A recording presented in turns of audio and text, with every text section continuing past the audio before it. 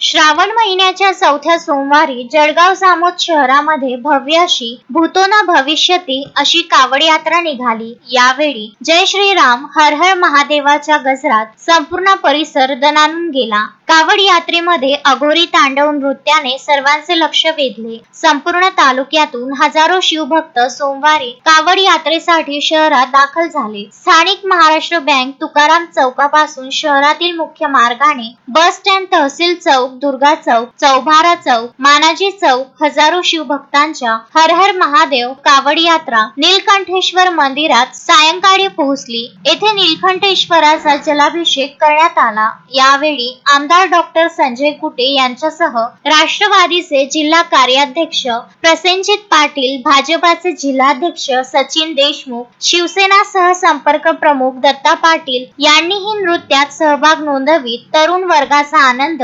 द्विगुणित केल्याचे दिसले। यावेळी जळगाव जामोदचे नवनियुक्त ठाणेदार कावड सोबत अघोरी तांडव नृत्याने यावेळी जळगाव जामोदचे नवनियुक्त ठाणेदार कावड सोबत उपस्थित होते। कालभैरव आणि अंबिका अशा दोन मंडळाच्या कावड यात्रा होत्या। कालभैरवचे नियोजन निलेश शर्मा आणि त्यांचे सहकारी यांनी केले होते, तर तरुणाईचा जल्लोष पाहून माजी मंत्री आमदार डॉक्टर संजय कुटे हे सुद्धा थिरकल्याशिवाय राहिले नाहीत। कावड यात्रेमध्ये भक्तीचा तांडव जळगाव जामोद नगरीत शहरवासियांनी सोमवारी अनुभवला। महाकाळेश्वर ते नीलकंठेश्वर असा प्रवास जळगाव शहरातून अघोरीच्या नृत्यातून आणि बम बम भोलेच्या जयघोषात संपन्न झाला। सातपुड्याच्या कुशीत प्रथमच अघोरी तांडव पाहण्यासाठी परिसरातील नागरिकांनी गर्दी केली होती। गत 6 वर्षापासून सुरू असलेली ही महाकाल कावड यात्रा दरवर्षी वेगवेगळ्या पद्धतीने साजरी केली जाते।